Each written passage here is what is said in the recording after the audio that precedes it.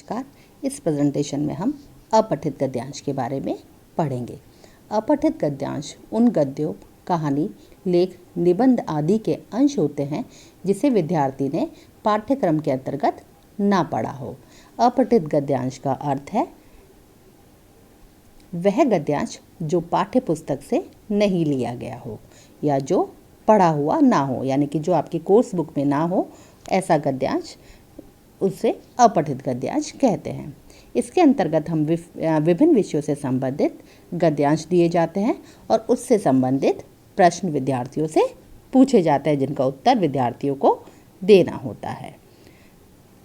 अपठित गद्यांश को हल करते समय हमें निम्नलिखित बातों का ध्यान रखना चाहिए।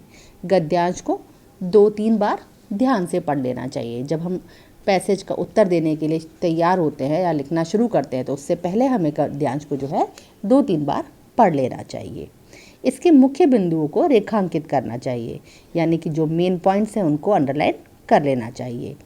उत्तर में सरल शब्दों और वाक्यों का प्रयोग करना चाहिए।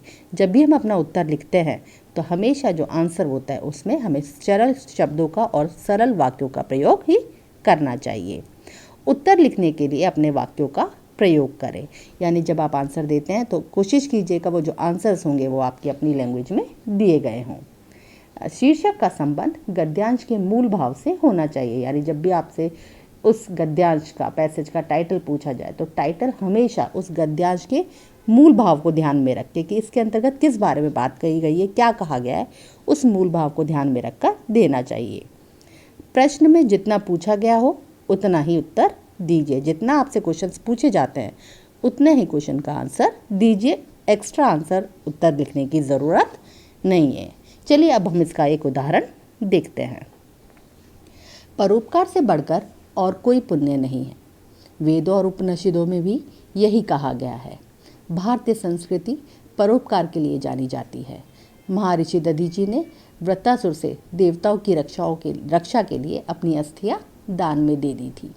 राजा शिवी ने कबूतर की रक्षा के लिए बाज को अपना मांस काटकर खिलाया। देश को स्वतंत्र कराने के लिए हजारों भारतीयों ने अपने प्राण त्याग दिए थे। दूसरों के कष्ट को अपनाकर देखिए, कष्ट में किसी का सहारा बनकर देखिए। दुखी व्यक्ति के दुख दूर हो जाने पर उसके मुख पर आई मुस्कान का कारण यदि आप हैं तो आपसे महान और कोई नहीं। अभी हमने ये पैसेज पढ़ा।